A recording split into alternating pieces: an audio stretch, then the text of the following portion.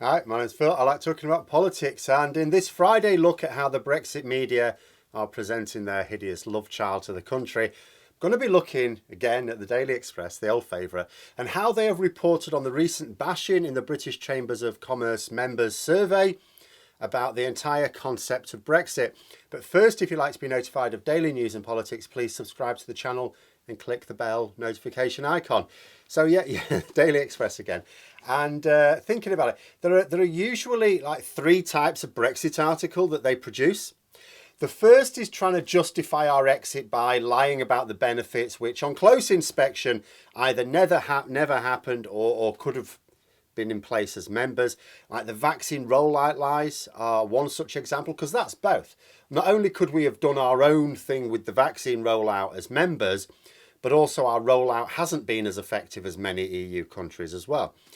The second type of article is when they attack the consequence of Brexit as it's happening in this article, and you think to yourself, oh, all right, they're attacking Brexit here. They're pointing out how bad Brexit is, which tends to draw my ridicule for an entirely different reason. And then the third is when they base an entire article, and they do this quite regularly, on a small number of quotes from their readers. So not just an unbalanced collection of self-interested pretend academics, but readers who have read one of their articles, fallen for the lies, and then parroted it back, eliciting a second article on basically the same story from the point of view of the deceived readers. But this article had a section that I found genuinely interesting because it exposed the absence of any real benefits of Brexit. Like I say this is one of those articles where it's actually attacking Brexit, and that's what it looks like. You look at the headline, go, "Whoa, they're attacking Brexit." You read the article, "Whoa, it's attacking Brexit." You know, and I could easily have presented this as the Daily Express reports on the devastating impacts of Brexit. Again, how odd. A pro-hard Brexit paper happy to talk about the devastation of Brexit before writing two more articles about how the EU are mean, and by the way, they're going to collapse by next Tuesday as well. But you can read that yourself if you like, because what stood out for me was just a little section, just a little passage in it, where it claimed to be talking about the advantages of leaving the EU. So what it did, it discussed these businesses that are members of the British Chambers of Commerce who've been surveyed about the impacts of Brexit on their business, most of which are saying it's been really bad, and these companies cited disadvantages, and the Express describes some of these disadvantages, never discussed them. The Express never really discusses it, just sort of presents things and then leaves you to it. And then it discussed a much smaller number of businesses in the survey talking about the advantages that they'd come up with. Now, we've all been waiting for some advantages. The government recently published a large document supposedly listing loads of advantages. I was going to do a video on it, I'm afraid I never got round to it. Lots of things keep happening. Sometimes I just think, can the news just stop for a minute and let me catch up? Particularly when the news is very bad. But needless to say, there weren't any advantages in this document. Long story short, there weren't any. Like all of the things listed, and there were many things listed, they were either things we could have had as EU members, or they were things that we still don't have even outside the EU, or the things that are actually damaging to the country, they're presenting as benefits, it's actually hideous, or things that in theory we might be able to do, and in theory could be an advantage of leaving the EU, but because it's not government policy to implement them, they're still not benefits.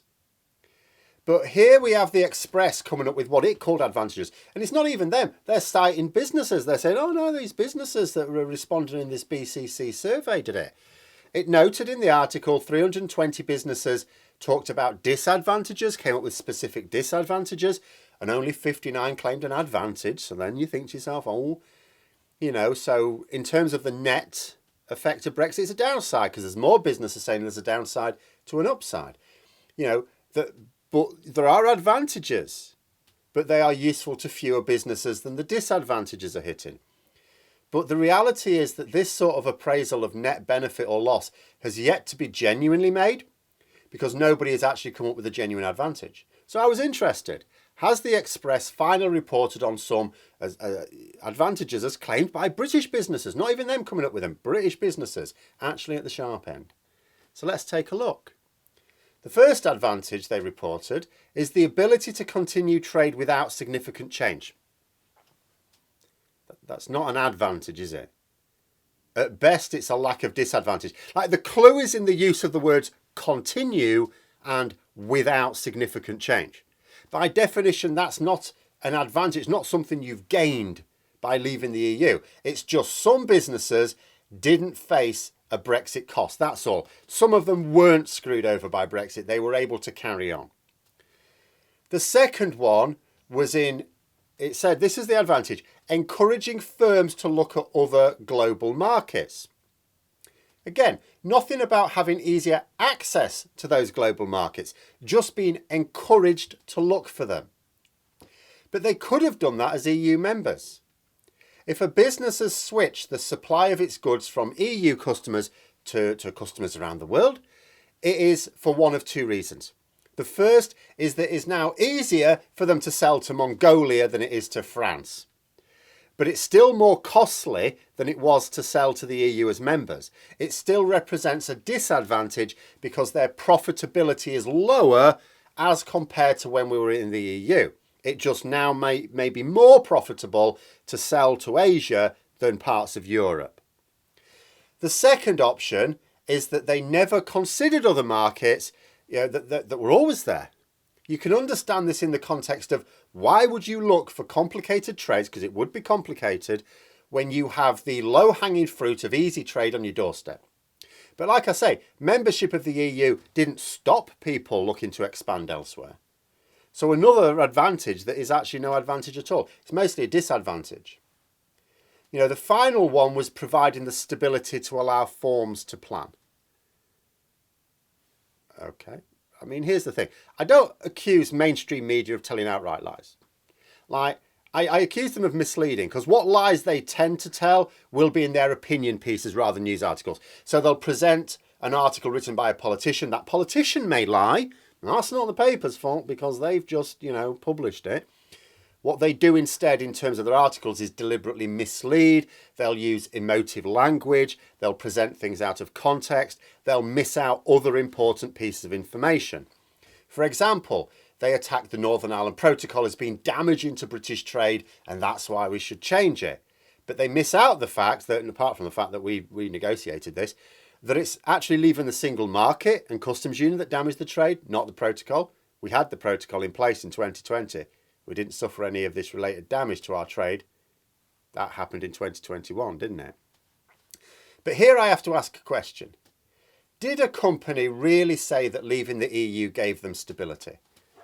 Because that's objectively untrue. It also seems like you can understand some businesses saying, that we've been able to continue trading as normal. I mean, if your trade was largely to, say, Japan, then Brexit didn't hurt that. So you could say, well, yeah, your business wasn't affected then, was it? But something like this, for a company to say that leaving the EU actually gave them stability, it's like, how exactly? So either the business that said it is lying or the Express is making it up. Again, I always hesitate to say they'll just make things up like this. But it's just so weird. And there was no expansion on it, no explanation about what it actually meant. What stability did leaving the EU grant? And what plans have been possible that were not possible as members? There was no follow-up to that one. But the overall article was certainly one of making clear that the vast majority of businesses surveyed thought it was more bad than good. So then you ask yourself, so why produce such an article? And this is exactly why. The obvious answer is, well, to counter the criticism. Because if the likes of the Express do not report on things like this, people are still going to read about it. People are still going to read about the damage of Brexit, but they'll read it elsewhere. If the Express ignores it, they cannot, distract their readers. So they first of all slip in the fact that some businesses found advantages. Oh, some may think, oh yeah, so just like I said before, depends on your point of view, your view of Brexit. So someone against Brexit looks at that and goes, far fewer companies found advantages than found disadvantages, so there's a net loss. But someone who wants Brexit to succeed will go, hang on, well, if some businesses found advantages, maybe others could eventually cotton on, benefit from the same advantages. They just didn't see it and it'll all be fine. After all, Boris Johnson keeps saying businesses just need to identify the opportunities of Brexit, doesn't he? Never mind that, as I've discussed, the so-called advantages are non-existent. Then, and I'm never surprised to see this because it's always there, if I see an article in the likes of the Express or the Daily Mail and it's attacking Brexit, absolutely guaranteed, at the end will be a quote. There'll be quotes in there from those explaining how bad Brexit is, but right at the end will be a quote from the government. Now, of course, there should be a quote from the government. You should let the government come back, but it will always be at the end. There'll never be any comment. It'll be the last word. On this occasion, the government said the trade and cooperation agreement they have with the EU is the world's biggest zero tariff, zero quota free trade deal. And it just left it at that. And you think, this is objectively untrue. The biggest zero tariff, zero quota free trade deal in the world is EU membership. But I'm not even disagreeing with the biggest part there. I'm not just picking at that. We don't have a zero tariff, zero quota deal at all. Some of our exports to the EU have tariffs payable on them. So how can it be zero tariff? We didn't pay tariffs on them when we were members of the EU. There were zero tariffs then. There aren't now. So how can it be zero tariff? You know, just as we, on the other way as well, we charge import tariffs on some EU imports. Same thing with quotas. There are quotas on some of our exports and some of their imports. There are no tariffs or quotas on some goods. There are some goods for which there are no tariffs or quotas. As long as they meet strict rules, that doesn't make it a tariff-free or quota-free trade deal. And the free trade deal bit is a bit misleading. It's not inaccurately applied here, because it is technically a free trade agreement. But the thing about free trade agreements, they're not actually agreements to trade freely. As you know, the massive delays in getting across the Brexit border for lorries of several days indicates. But those are my thoughts. Let me know yours in the comments below. I hope you found the video interesting. If you did, don't forget to click the like button. If you'd like to support the channel further, please also click the Patreon link for details. And until next time, I'll see you later.